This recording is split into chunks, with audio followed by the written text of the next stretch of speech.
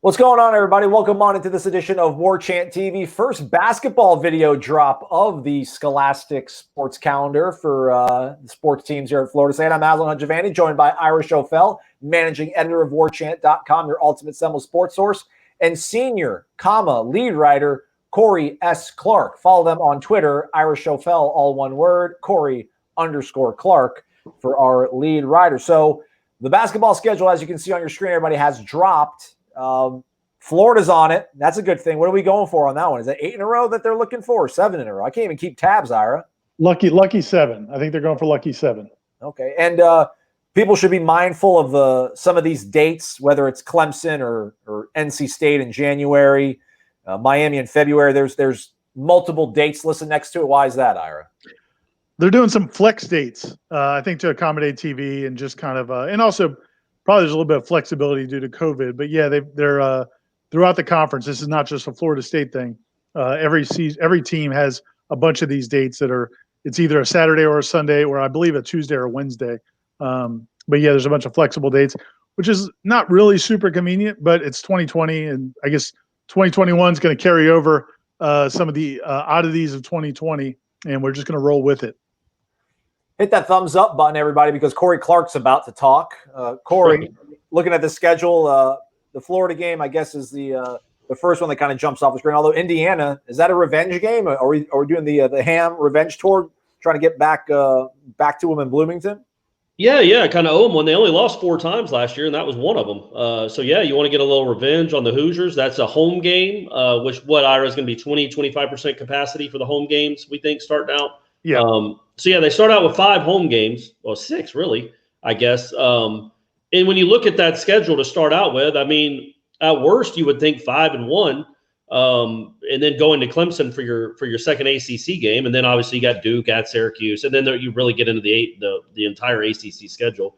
Looking over the schedule though, it's not that daunting, I think, in the sense that the ACC, it might be a little bit of a down year in the ACC. They got 4 ranked teams. One of them is North Carolina, who went 14-19 last year. So that's more on reputation and recruiting than anything that's been proven. So Virginia looks to be the class of the ACC, at least by the pollsters.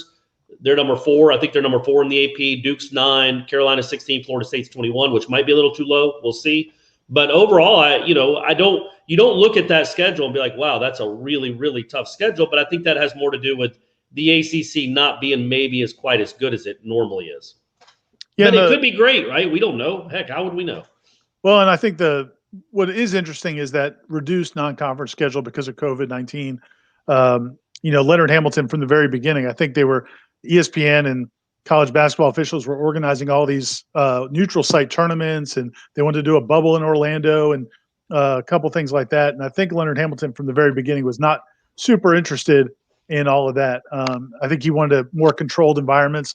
So Florida State's going to play this heavy all home non-conference slate, but which is, the one thing that's interesting about that to me though is, Florida State basketball traditionally under Leonard Hamilton. Now last year was a little different, but traditionally it takes a little bit of time to kind of really get into their groove because he's playing with rotations. He wants to play 10, 11 guys. It doesn't always, it's not just like, here's my best 5 guys. Here's my next 2 or 3 best guys, and let's go play. He's working on those rotations. When you only have 5 non-conference games, I wonder if that creates a challenge. And when 2 of them are Indiana and Florida, I don't know. What are your thoughts on that, Corey? Do you think that's an impact at all because they don't have as much leeway before you get into conference play? Yeah, but it's an experience. I mean, I know Leonard won't say it. Leonard will be like, 8 of these 11 guys are first or second year players or whatever he ends up saying. It's an experienced team. I mean, you look at MJ Walker, Osborne, the Raekwons, Wyatt Wilkes, Anthony Polite, Balsa. Most of the guys in the rotation, we assume, are going to be dudes that played a lot last year. Some of them, anyway, played a lot last year and had big moments. So I think the roles will kind of be set, right, except for the 2. We don't know. Scotty Barnes is the incoming superstar freshman that's getting all the accolades that they say is just an otherworldly type player on both ends of the court. Just a demonic freak on defense, but then a really smart, gifted passer on offense. and a 5-star guy. And then Calhoun, Sardaar Calhoun, is a guy. That's the guy that I'm really interested in what he ends up being. Because MJ, he plays essentially the same position as MJ Walker and Anthony Polite. He's a wing that can shoot. So what are his minutes going to be? I think that's the guy. Barnes is going to play a lot, and MJ Walker is going to play a lot, and Osborne and Raekwon Gray are going to play a lot. Those other guys, I think, is the rotation. You wonder who's going to get those minutes and where does Sardaar Calhoun fit in. Ira, this team was probably going to be on the 2 line, we think, had the tournament gone ahead before the world kind of got turned upside on its head. Trent Force gone, Devin Vassell gone, Patrick Williams gone. The latter 2 guys have got buzz, potential lottery picks in the NBA draft. So this community, this fan base has really rallied around basketball the last few years and has high hopes for this program this season. Just how high should the expectations be, you think, for this team heading into a pretty uncertain season, I would think, with all the changes? Yeah, that's what's interesting is, as Corey said, they're number 21 in the country preseason, and that feels maybe a little bit low. And I know that the people over at FSU think that's low. But, last year they were coming off of a Sweet 16 run and went into I think they were unranked coming into the season last year, which they weren't real happy about. Yeah, to your point, internally, they think this team is going to be just as good, if not maybe better, than a year ago. But from a surface, from an outside perspective, that's hard to even wrap your mind around. I mean, he lost. Trent Force, to me, was one of the best point guards in college basketball, one of the probably handful, 2, 3, or 4 best point guards in Florida State history. Devin Vassell and Patrick Williams were phenomenal at talents, but neither one of them, and like you said, they may both be top 10 picks. But the one thing I would say, though, is it's not like either one of those guys was like the hub of the wheel. It's not like either one of those guys had to be the guy that Florida State really rallied around. Every night it was a different leading scorer. Some nights it was Patrick Williams. Some nights it was Raekwon Gray. Some nights it was MJ Walker. So from that standpoint, it's not like you lost the 1 or 2 guys who had the ball in their hands all the time. So that should be a little bit easier to replace. Trent's the guy that, to me, that I think people might be undervaluing because – this run of these last 4 years and all the success they've had, going to the Elite Eight, winning the ACC, and going to the championship game of the ACC tournament, and Trent Force has been, a key part of that. And I think of what he did defensively, leadership, handling the ball, crunch situations, getting to the rim when they needed a basket, getting to the free throw line, turning himself into a really good free throw shooter.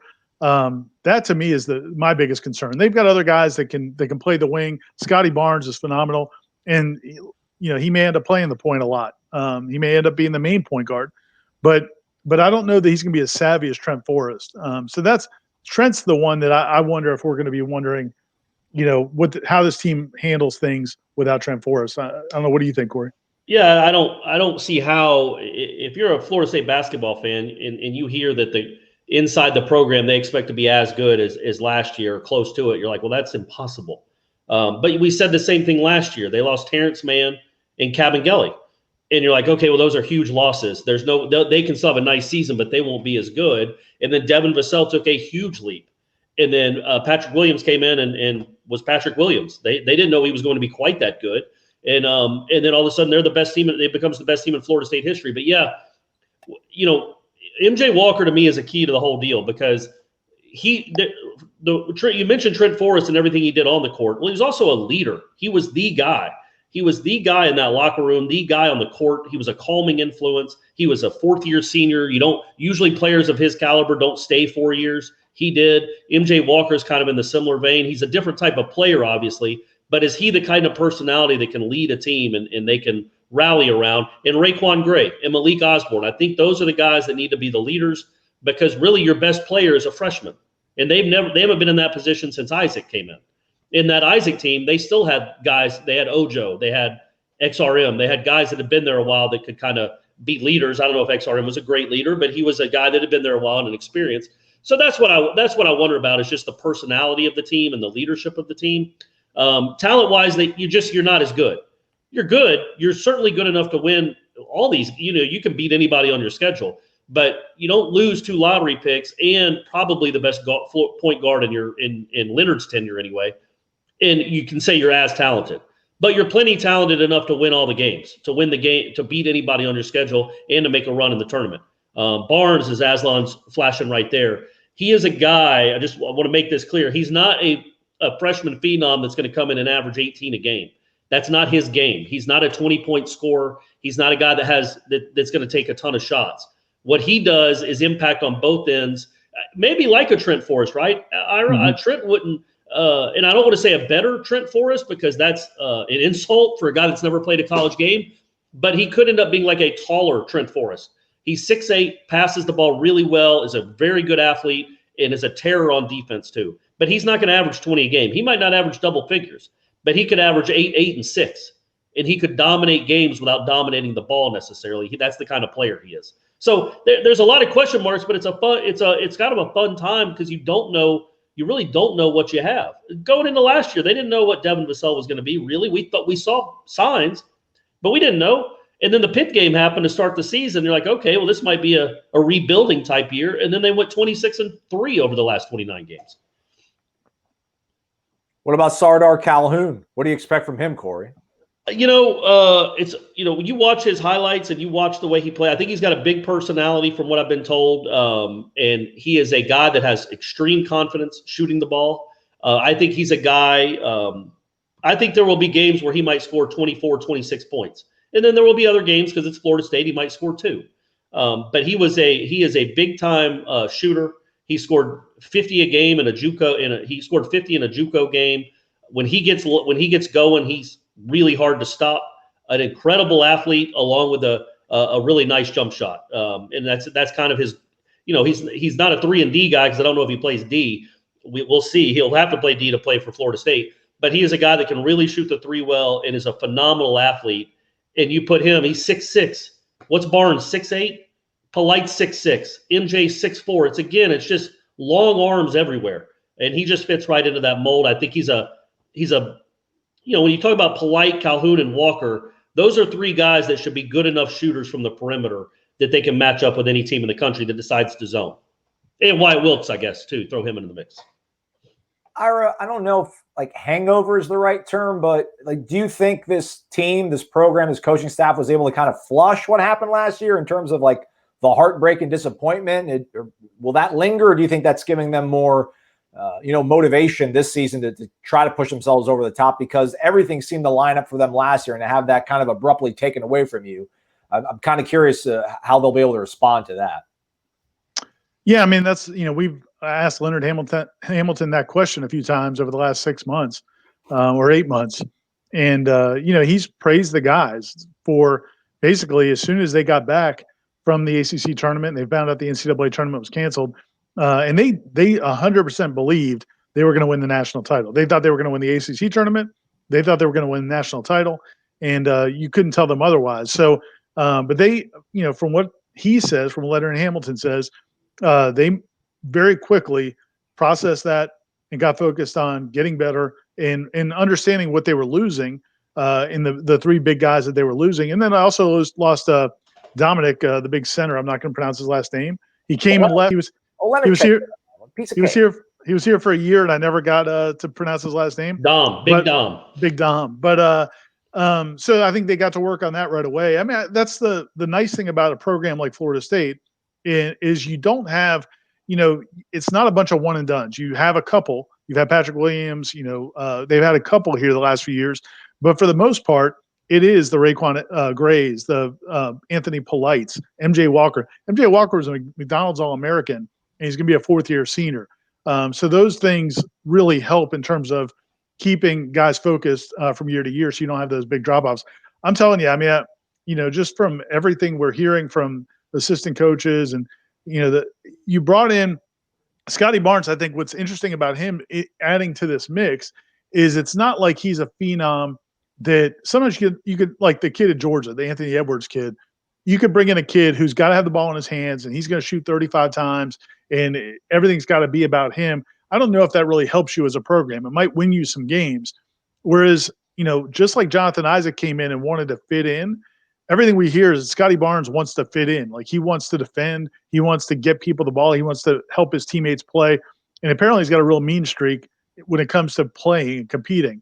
And so, yeah, I mean, I until I see otherwise, I'm inclined to believe the people inside the program that, this team really could make that next step compared to where they were even last year. Well, yeah, I don't know. I think they were plenty good last year to win it all, and I think they're good enough this year to win it all. The cool thing about Florida State, like Ira was saying, is that it's not like Kentucky or Duke where they're all first-year guys. All their best players are freshmen. They sprinkle in a big-time lottery pick, like a Patrick Williams or a Jonathan Isaac or this year Scotty Barnes, to go along with it, MJ Walker, or Raekwon Gray, or Raekwon Evans, a Malik Osborne. Those guys are all 21 years old. They're men. And you sprinkle in these 18-year-olds that are superstars or potential superstars. That's a really good combination because you should theoretically have the leadership and also have these. And these guys understand that Scotty Barnes needs the ball. Scotty Barnes helps them win. That's the culture that's been fostered over there at Florida State. So yeah, I'm not downplaying their chances. I think starting the year we'll see. I don't know that there's really an odds-on favorite to win this whole thing, and it's basketball. They get the right matchups in the tournament.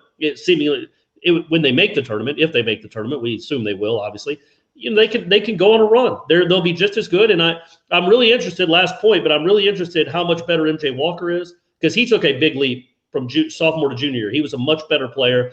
I thought he had kind of plateaued after his sophomore year, and then he was better. Much better, getting to the basket, creating, just a better player. So you wonder, okay, what does Raekwon Gray look like? What does Anthony Polite look like? Have they taken next steps too to become not just solid basketball players, but good ACC basketball players? And then if you sprinkle in the Calhoun and Barnes and the newcomers, you have a recipe to have another really good season with a great mix of NBA talent and also experienced college talent. On that note, real quick, I would just say Florida State staff doesn't get a lot of credit. They get more credit for recruiting and for turning this program around in terms of a talent standpoint and then playing a system that players want to play in, that up-tempo, wide-open offensive attack, and playing hard on defense. What you don't hear a lot of people talk about is the way they develop players. But think about Terrence Mann from year 1 to year 4. Think about Trent Force shooting. He's never going to be confused with an all NBA caliber three-point shooter, but he became a serviceable shooter. You look at Anthony Polite over the last couple of years, Wyatt Wilkes. They find roles for guys, and then they develop. So to Corey's point, we've seen some pictures of Raekwon Gray. It looks like he's gotten in better shape. If those guys take that next step, it really could be a big deal. I'm just looking forward to it. And I know FSU fans, after what they've been watching for the last couple of months, are certainly going to be looking forward to watching a little. Give us anything else, baby. Give us anything else. Look at that. A little over 2 weeks away from the opener. It'll be Gardner-Webb at home, November 27th. And again, as Corey and Ira pointed out, not a senior-led team, but a team with a lot of leadership, a lot of veteran leadership, and some new pieces that are definitely enticing. So hard to think that maybe there's not any better program position for this crazy season than maybe what Leonard Hamilton has cooked up here in Tallahassee. Indianapolis in March. Will we be there, guys? I'll see you in Indianapolis in March. Corey, yeah, road trip. Is that the Final Four this year? It's not going back to Atlanta? Think so, yeah. We'll see. Ask me again in a month. Okay, all right. We and also one more programming though. We are going to do a lot more basketball coverage here coming up with the season approaching, and we'll have some video content coming, and also plenty of stories, and then obviously when the games begin, we'll have complete coverage at warchant.com. That's right. We're a basketball school now. Everybody embrace it. We are who we are. For Ira and Corey, I'm Aslan. Thanks for watching. Stay connected to warchant.com, your ultimate Seminoles sports source. Hit that thumbs up if you haven't so already on your way out. Gentlemen, I appreciate your time and knowledge and your friendship. I love you, Aslan.